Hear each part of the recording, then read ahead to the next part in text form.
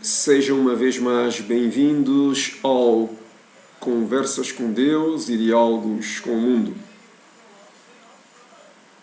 Que Deus vos abençoe, vos guie, vos oriente, vos proteja a vós e a vossa família, incluindo os vossos amigos. E que o Espírito Santo vos elucide sobre tudo aquilo que quereis saber. Deus está no meio de nós.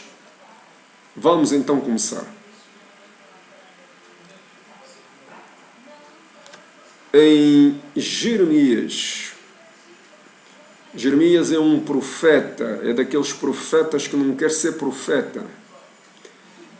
Queixa-se a Deus que é demasiado novo para ser profeta. Mas Deus lhe diz: Jeremias, tu não és novo, tu és um profeta. E então Jeremias recebe a unção, é um eleito. E a passagem que eu vos vou trazer está escrita em 29, 11 a 14. Jeremias, capítulo 29, que diz assim: Palavras de Deus para o profeta Jeremias. Eu bem sei os pensamentos que tenho a vosso respeito. Pensamentos de bem e não de mal, para vos dar o fim daquilo que esperais.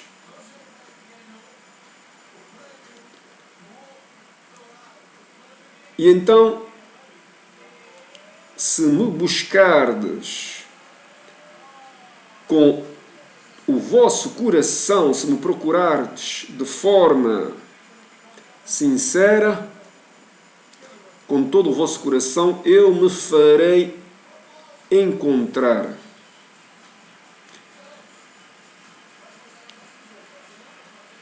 Serei achado por vós. Basicamente, o que Deus diz é que todo aquele que o procurar com sinceridade, com todo o coração, o encontra. A propósito desta passagem, eu lembro-me particularmente de Paulo. Paulo, que foi um pregador extraordinário, um grande disseminador da fé cristã, principalmente para o povo designado gentio. Como vocês sabem, antes de Paulo chamar-se Paulo, era Saulo. Saulo era cidadão romano. Foi desde tenra idade educado de forma conservadora na lei judaica rígida. Foi instruído por Gamaliel, um grande orador, estudioso daquele tempo. E Saulo era um fariseu convicto, um acérrimo defensor da lei de Moisés.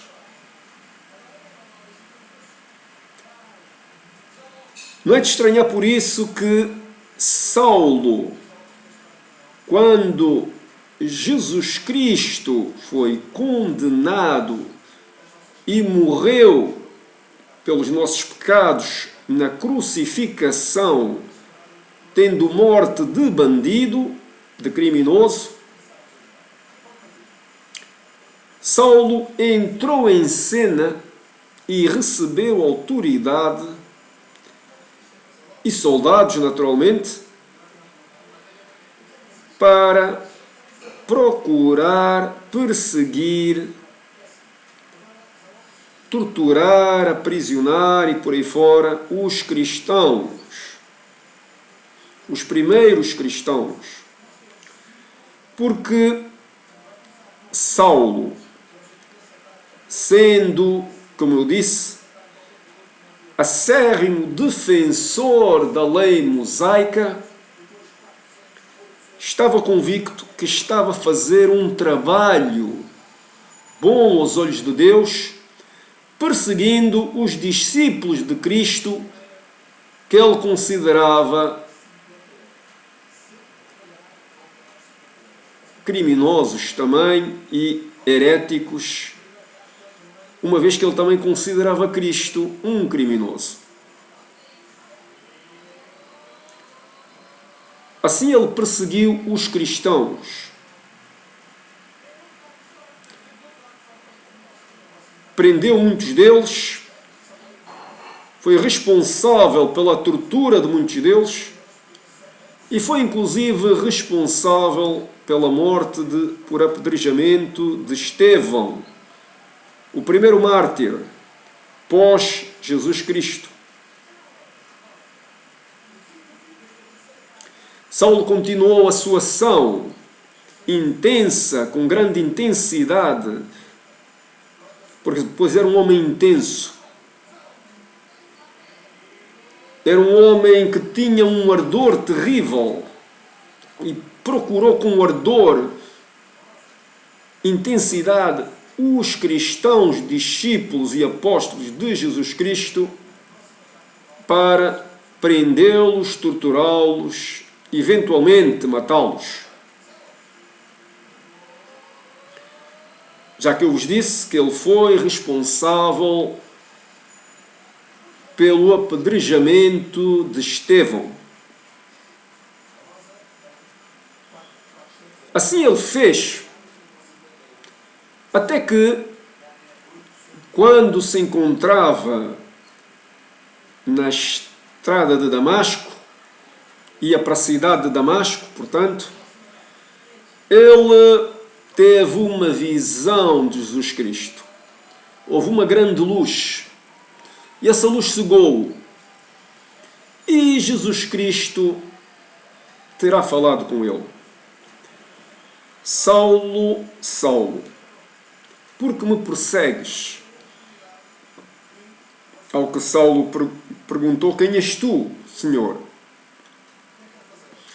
E Jesus Cristo disse: eu sou aquele a quem tu persegues, Jesus Cristo da Nazaré. Ora bem, isto foi o bastante para Saulo pôr em causa tudo aquilo que tinha aprendido e passar de perseguidor a acérrimo defensor de Jesus Cristo, pregador da sua mensagem. E assim, se antes ele perseguia com intensidade os cristãos, ele começou a pregar com intensidade a mensagem messiânica, evangélica de Jesus Cristo. Contam no seu repertório várias cartas. Romanos, Coríntios, Gálatas, Tessalonicenses, só para referir algumas. Está lá, se vocês veem depois de Atos dos Apóstolos, que descreve o que foi o cristianismo inicial e como se disseminou pelo mundo inteiro. Sem dúvida alguma que Saulo passou a ser Paulo quando foi batizado, recebeu o Espírito Santo, foi batizado por um apóstolo de Cristo e recebeu o Espírito Santo e passou a chamar-se Paulo. Um novo nascimento, um novo nome, um novo nascimento. A Bíblia é muito fecunda nisto. Abraão passou a ser Abraão, um novo nascimento, pai de muitas nações. Jacó após ter lutado com o anjo e ter vencido, passou a chamar-se Israel, uma nova mudança, uma nova vida. Aquele que luta com Deus e vence.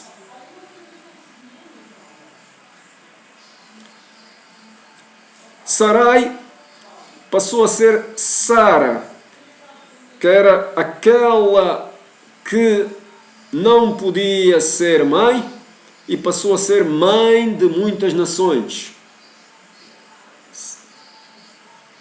Há uma nova transformação. Cada nome implica um novo estatuto, uma nova vida, uma nova transformação. E Saulo, ao passar a chamar-se Paulo, foi uma transformação derradeira. Tenhamos presente, no entanto, o seguinte: Cristo escolheu Paulo. Escolheu porque reconheceu que Paulo procurava com intensidade Deus. E o que é que Jeremias disse? O que é que Deus disse a Jeremias? Se me procurarem com todo o vosso coração, de forma verídica, sincera. E era isto que Paulo fazia. Ele procurava Deus com intensidade, com todo o seu coração, com sinceridade, sem fingimentos. Ele devotava-se inteiramente ao estudo, procurando Deus. E Deus reconheceu que o coração de Paulo era um coração que o procurava com todo o ardor. E foi por isso que o escolheu, ou melhor, deixou-se encontrar.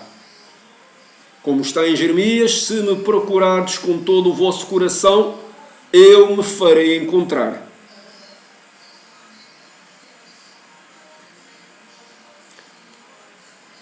Aqui está o ponto essencial, onde a encruzilhada vira um caminho que se deve seguir, vira uma vereda, a vereda da fé, a vereda da luz, a vereda que leva a Cristo e só a Cristo, para todo aquele que o procura de forma intensa. Paulo assim o fez. Todo aquele que o procura de forma intensa há de encontrá-lo, vai encontrá-lo. Isto é a promessa. E essa promessa é cumprida porque Deus não pode mentir. Se Deus mentisse, não seria Deus. Tem que haver uma distinção entre Deus e o homem. Deus diz sempre a verdade, porque Ele é verdade e luz. Eu sou o caminho, a verdade e a vida.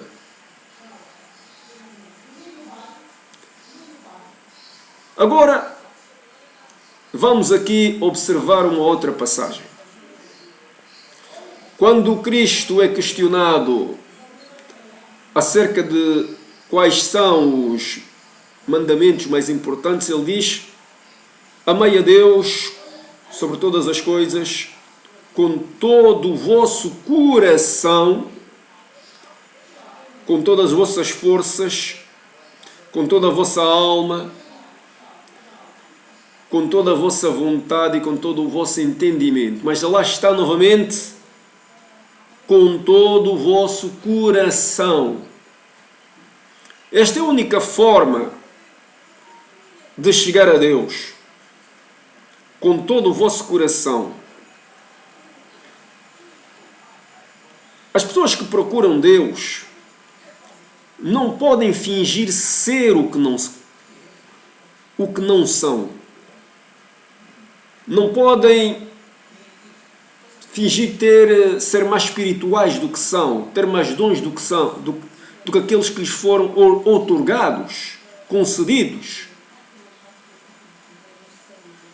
Porque procurar Deus com intensidade implica aceitar a sua situação, que devido à sua natureza iníqua, leva-o a transgredir a lei de Deus e cair na situação do pecado. Só que todo pecador, por arrependimento e porque crê que Jesus Cristo é o Filho de Deus que veio à Terra para salvar todo aquele que crê, para não pereça e tenha vida eterna, todo esse é justificado pelo sangue do Cordeiro, que deu o seu corpo e o seu sangue para expiação dos pecados. Portanto, o arrependimento verdadeiro leva a que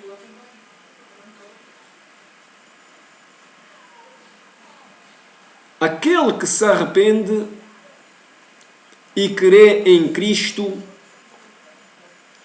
é elevado à situação de justo.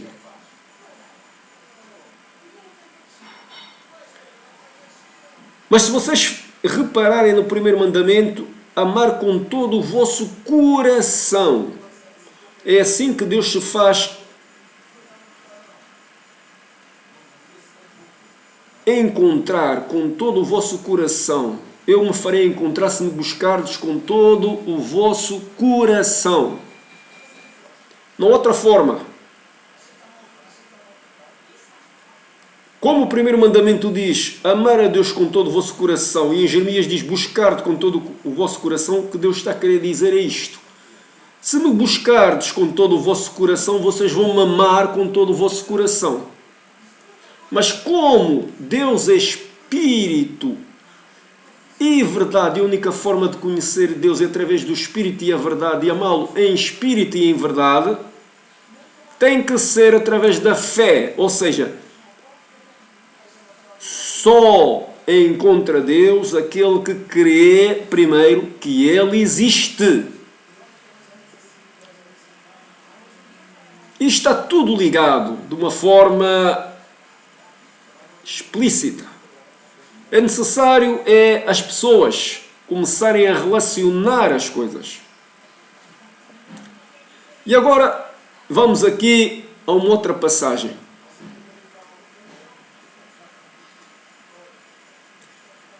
Em meu nome expulsarão demónios e curarão uns aos outros.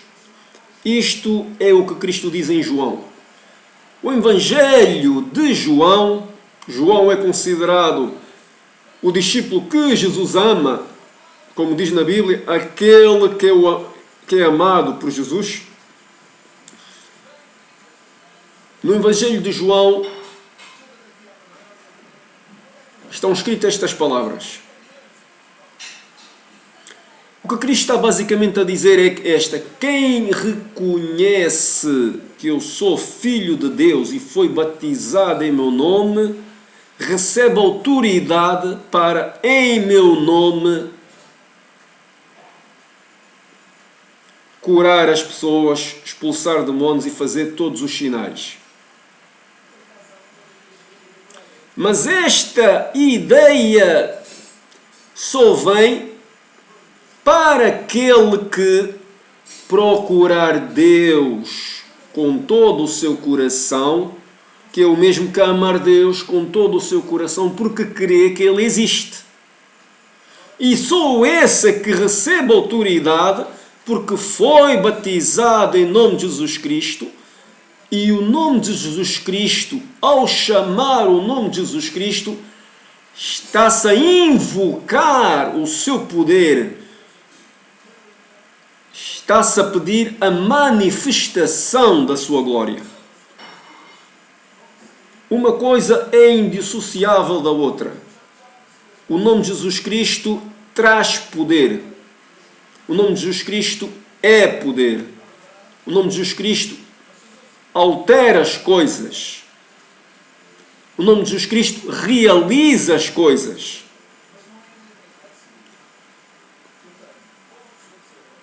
O que é que isto é importante para nós? nós temos que pensar neste ponto de vista. Todos nós que estamos a viver neste mundo, temos que perceber que, acima de tudo, Deus não nos deixou sós. Há certos indivíduos, homens e mulheres, que perguntam o seguinte: se Deus existe, por que é que há tanta dor no mundo? Tanta guerra, tantos pecados, tanto mal no mundo? Eu vou-vos responder esta pergunta de como foi explicado pelo Espírito.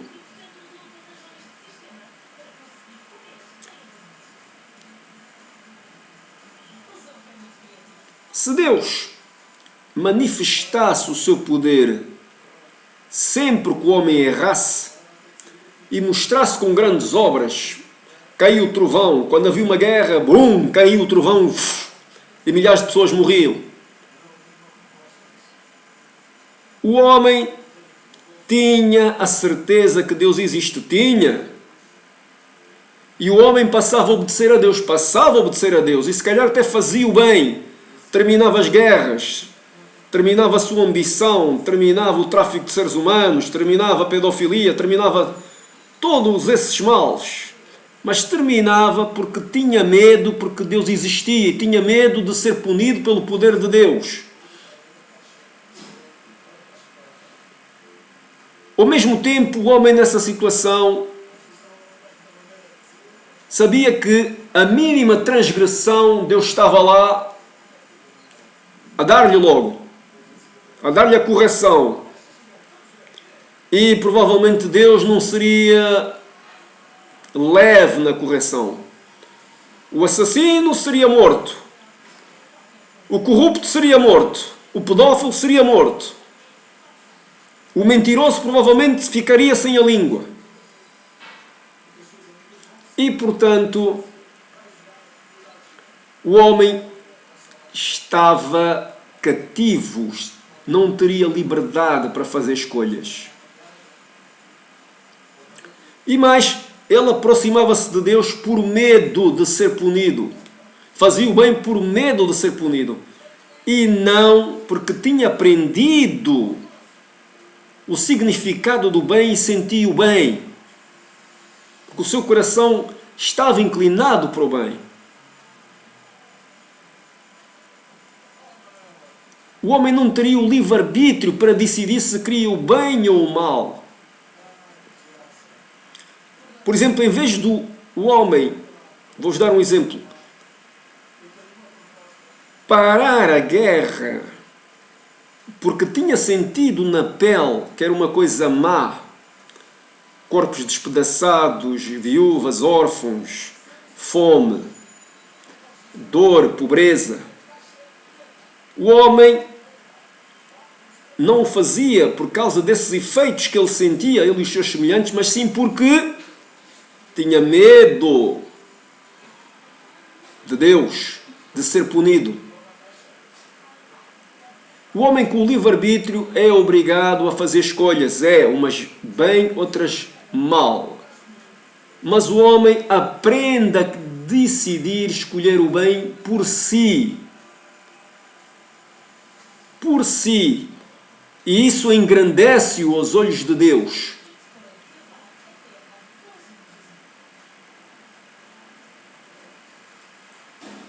Se Deus agisse assim, tirando a liberdade ao homem,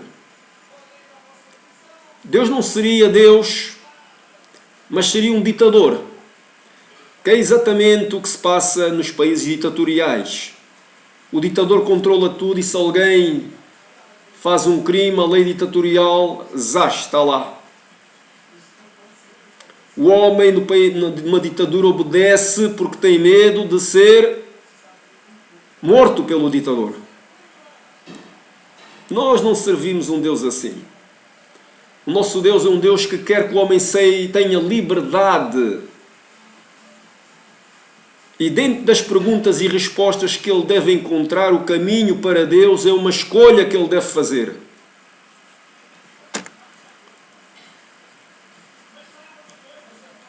Fato interessante que, admitindo a existência do ser maléfico, Lúcifer, Satanás, esse indivíduo quer tirar a liberdade ao homem.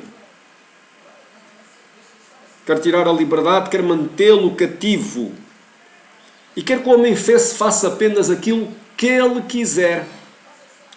Se fosse o diabo a mandar nas coisas, o homem seria uma marionete e só fazia aquilo que o diabo quer. E se fizesse ao contrário, seria logo punido. Por isso é que Deus tem um projeto para o homem que exige a liberdade do homem. O homem deve aprender a aproximar-se de Deus e escolher o bem. A virtude, como diz Paulo, em tudo aquilo que pensai no que é correto, amável, ético, de boa fama, e que não faça mal a ninguém. Seja nisso que pensais. Se não for por estas palavras, a ideia é esta: pensai só o bem, pensai só o bem, pensai só o bem. Se fizerdes isso, agireis fazendo o bem. Mas isto exige a escolha do homem. Ninguém pode forçar o homem a pensar o bem, a fazer o bem. Mas o homem, como vive no mundo, no meio de outros homens, inevitavelmente o homem, na sua relação com o próximo, aprende a fazer o bem, pelos efeitos que esse bem significa para si e pelos outros. O homem vê os efeitos, por exemplo, da paz, da saúde, da educação, da liberdade. O homem vê esses efeitos e decide escolher o bem baseado no livre-arbítrio. E é isto que Deus quer. Espero que então tenham percebido muito bem o que Deus espera do homem, porque é que Deus não intervém a torto e a direito no mundo. Deus intervém o mínimo possível para não afetar o livre-arbítrio do homem. Mas o tempo do homem está a ser cronometrado, cronos. Tem um tempo limite que está a se aproximar do tempo de Deus, que é o Kairos.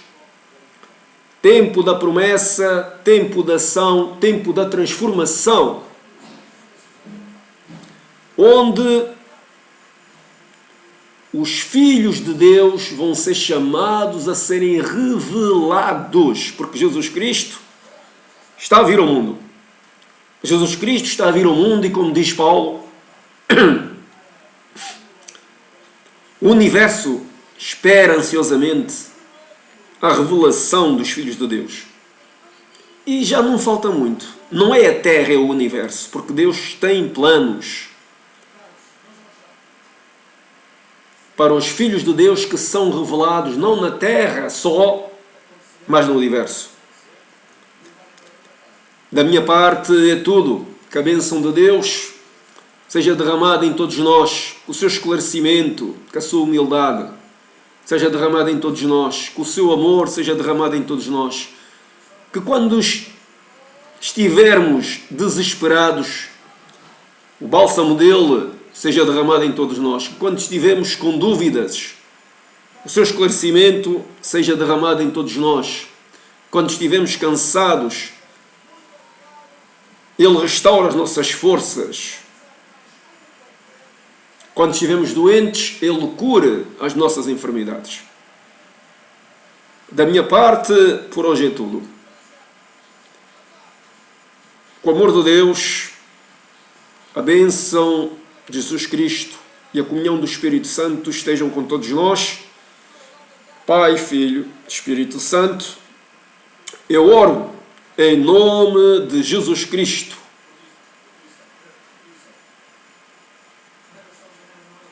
Amém.